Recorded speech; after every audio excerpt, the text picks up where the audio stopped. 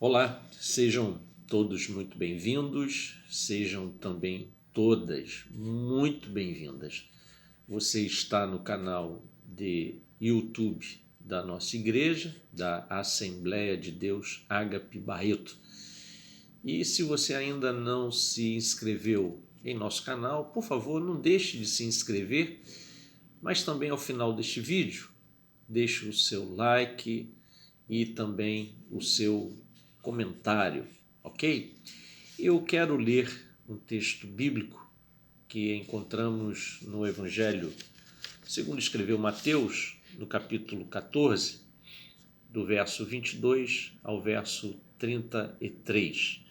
E diz assim a palavra do Senhor: E logo ordenou Jesus que os seus discípulos entrassem no barco e fossem adiante para a outra banda, enquanto despedia a multidão. E despedida a multidão, subiu ao monte para orar à parte. E chegada já à tarde, estava ali só. E o barco já estava no meio do mar, açoitado pelas ondas, porque o vento era contrário. Mas à quarta vigília da noite, dirigiu-se Jesus para eles, caminhando por cima do mar. E os discípulos, vendo-o caminhar sobre o mar, assustaram-se, dizendo: É um fantasma, e gritaram com medo.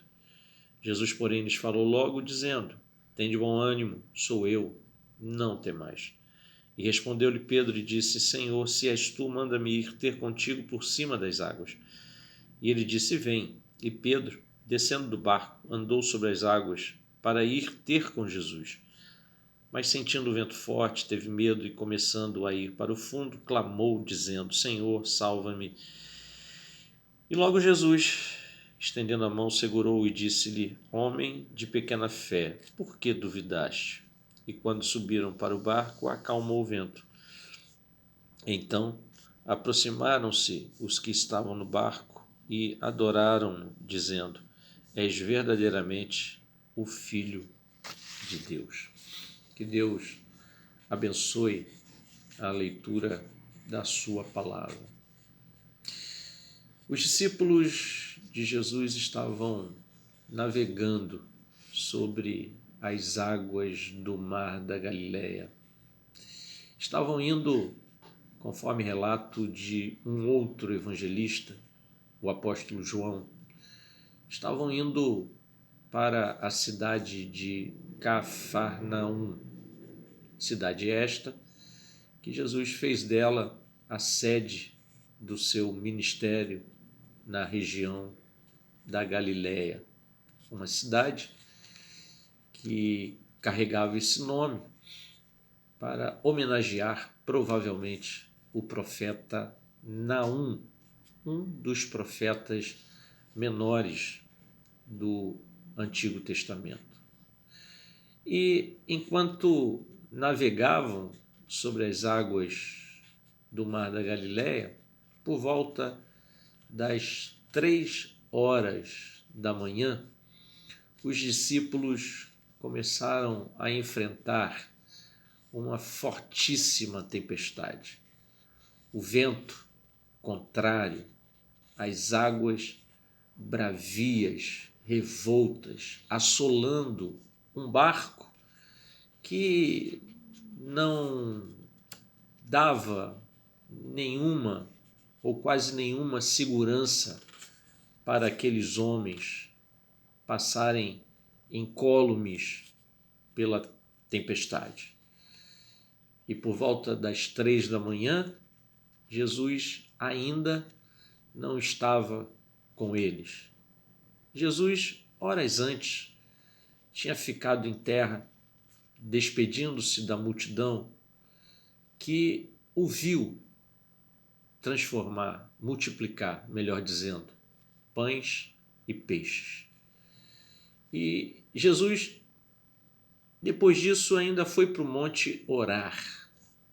E algumas horas se passaram, até que então, na madrugada, Jesus vai ao encontro dos discípulos. Eu penso que essa demora de Jesus ir ao encontro dos discípulos foi algo planejado por ele. Jesus talvez estivesse querendo provar a fé dos discípulos. Observemos aqui no texto que Jesus diz a Pedro que Pedro era um homem de pequena fé. Por meio daquela tempestade, Jesus queria testar a fé dos seus discípulos. Aliás, isto é algo que o próprio Pedro mais tarde escreveu em sua primeira carta, no capítulo 1, no versículo 7, que diz: para que a prova da vossa fé, muito mais preciosa do que o ouro que perece, se ache em louvor e honra e glória na revelação de Jesus Cristo. Os discípulos, no auge daquela tempestade, ao invés de terem fé, sentiram medo, foram incrédulos. E esta não foi a única vez em que discípulos de Jesus deixaram de crer. Numa outra ocasião, os discípulos oraram a Jesus e pediram a Jesus que lhes acrescentasse fé. E talvez a ocasião mais emblemática de ausência de fé entre os discípulos seja aquela ocasião que aparece registrada lá em João capítulo 20, após a ressurreição de Jesus, logo no domingo, quando os discípulos, com exceção de Tomé, estavam reunidos e Jesus apareceu lá entre eles, e posteriormente disseram a Tomé que o Mestre tinha ressuscitado. Tomé simplesmente não acreditou. Ele foi incrédulo. Ele disse: só vou crer se ouvir os sinais e tocar nele. Mas quem também imaginaria que discípulos de Jesus estariam sujeitos às intempéries, às adversidades, a enfrentar lutas? Esse texto se descortina diante de nós, em primeiro lugar, com a intenção de nos dizer que no curso desta vida, sendo nós discípulos ou não de Jesus, todos os homens estão sujeitos ao enfrentamento de dificuldades.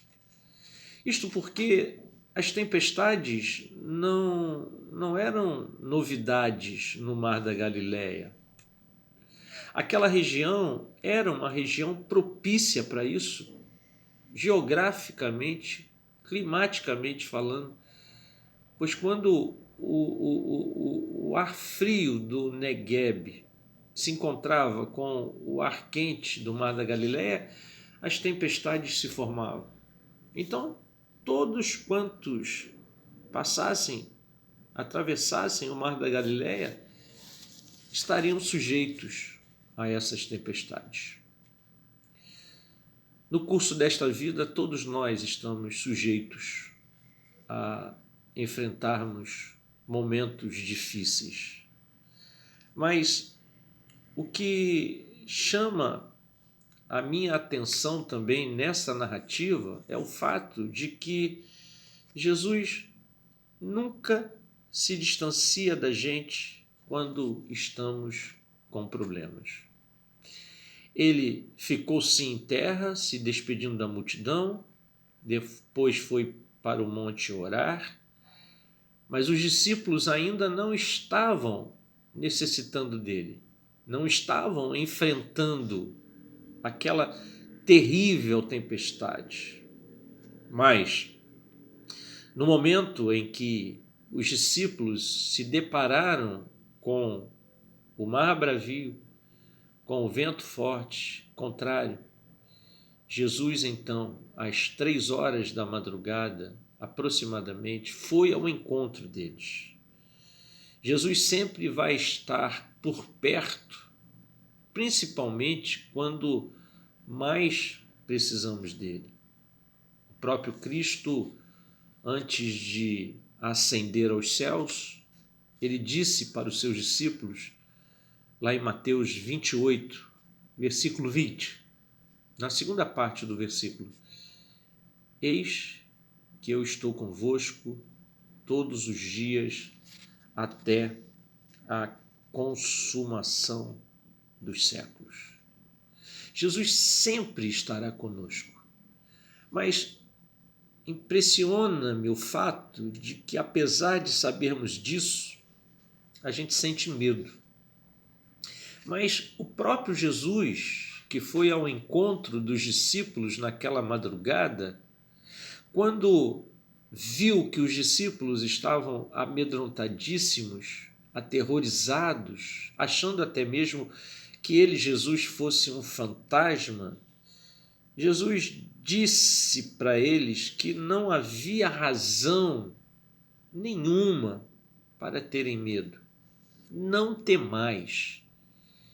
Esta foi a expressão que Jesus usou para acalmar o coração daqueles discípulos. Não há razão para sentirmos medo, mas, devido à nossa fragilidade, à nossa humanidade, a gente sente medo. Muitos se desesperam diante dos problemas, diante das lutas, conforme a narrativa que lemos mostra para a gente. Porque quando os discípulos viram Jesus andando sobre as águas, gritaram: é um fantasma. Ficaram desesperados. Mas Jesus disse, e eu repito, não há razão, não há motivo para que o desespero domine os nossos corações. O que essa passagem belíssima também tem a nos dizer é que, diante das adversidades, diante das lutas, diante das tempestades que vivenciamos nesta vida, nós precisamos nos aproximar de Jesus. Observem que o convite que Jesus fez a Pedro, após Pedro dizer-lhe: se és tu, manda-me ir ter contigo, Jesus disse para Pedro: vem. E Pedro saltou do barco e andou. O texto literalmente diz isso.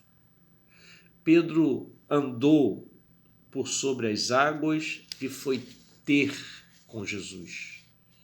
Claro que depois ele desviou o olhar de Jesus, passou a focar nas circunstâncias, mas no início ele fez a coisa certa. No início ele foi até a pessoa de Jesus. E é isso que nós precisamos fazer diante das dificuldades, diante das tempestades que enfrentamos. Nós precisamos ir até Jesus e entregar a Ele as nossas vidas, as nossas questões, as nossas dificuldades. Fazer como, por exemplo, aquela mulher Ciro-fenícia fez. Ela foi até Jesus e disse para Jesus: a minha filha está em casa terrivelmente endemoniada. Aquela mulher saiu do seu país, saiu da sua casa, foi ao encontro de Jesus, lá em Israel, se aproximou de Jesus e compartilhou com Jesus. Não olhou as dificuldades, não olhou as barreiras que teria que, até humanamente falando, vencer, mas ela foi ao encontro de Jesus e diante de Jesus ela rasga o coração, ela rasga a sua alma.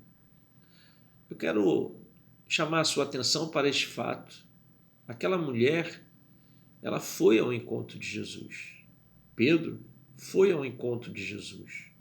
Mas nesse ínterim, nós não podemos permitir que nada desvie o nosso olhar de Jesus, que nada roube do nosso coração o desejo de irmos até Jesus. Não podemos desviar o nosso olhar de Jesus. O autor aos Hebreus, no capítulo 12, no versículo 2, ele diz, olhando para Jesus, que é o autor e consumador da nossa fé. E essa narrativa sobre os discípulos no Mar da Galileia nos mostra também que nesse momento em que estamos indo ao encontro de Jesus, parece que a situação piora. E aí o medo, mais uma vez, tenta se assenhorear do nosso coração e das nossas emoções. Mas nesse interregno, nesse ínterim, nós não podemos deixar de seguir confiando em Jesus. Nesses momentos, é muito importante crer, confiar verdadeiramente. Crer que o Senhor vai nos atender, vai nos socorrer. Porque jamais Ele vai nos desamparar. Ele sempre nos socorre quando mais precisamos dele. Quando Pedro estava afundando naquelas águas escuras, revoltas, sentindo o vento contrário, ele clamou por Jesus. Ele disse, Senhor, salva-me. Eu quero dizer para você que nesse momento da sua vida, talvez de lutas, enfrentando enfermidades, enfrentando tantas coisas adversas, o que você precisa fazer nesse momento é clamar, é invocar ao Senhor, fazer como Pedro fez, Senhor, salva-me. E o Senhor estendeu a mão sobre Pedro e o retirou daquela situação. Senão Pedro iria morrer, mas o Senhor socorreu a Pedro. Invoque ao Senhor, busque-o em oração, clame ao Senhor. A Bíblia diz em Jeremias, no profeta, no capítulo 33, no versículo 3, clama a mim e responder-te-ei e anunciar-te-ei coisas grandes e firmes que não sabes. Porque essa luta de hoje, ela vai cessar. Essa tribulação que hoje te angustia, ela vai terminar. Ela tem prazo de validade. Essa dificuldade vai cessar, porque aquele que tem todo o poder no céu e na terra está disposto a ouvir a sua oração e a estender a mão poderosa dele na sua direção e socorrer você e te ajudar. Para ele não existe dificuldade alguma. Tanto é que o profeta Isaías, no capítulo 59, no versículo 1 diz, eis que a mão do Senhor não está encolhida para que não possa salvar, nem o seu ouvido surdo para não poder ouvir. Que Deus te abençoe, que Ele te socorra em tempo aceitável e faço da oração de Davi a minha oração, a oração que Davi fez no Salmo de número 20, no versículo de número 1. O Senhor te ouça no dia da angústia. O nome do Deus de Jacó te proteja. Creia, essa luta vai cessar e que Deus te abençoe poderosamente, em nome de Jesus. Mas quero novamente te pedir que você que ainda não se inscreveu no canal de YouTube de nossa igreja, se inscreva e também curta esta mensagem e deixe o seu like, o seu comentário e nos ajude na proclamação do Evangelho de nosso Senhor e Salvador Jesus Cristo. Fiquem todos na paz de Jesus, que excede todo o entendimento. Amém.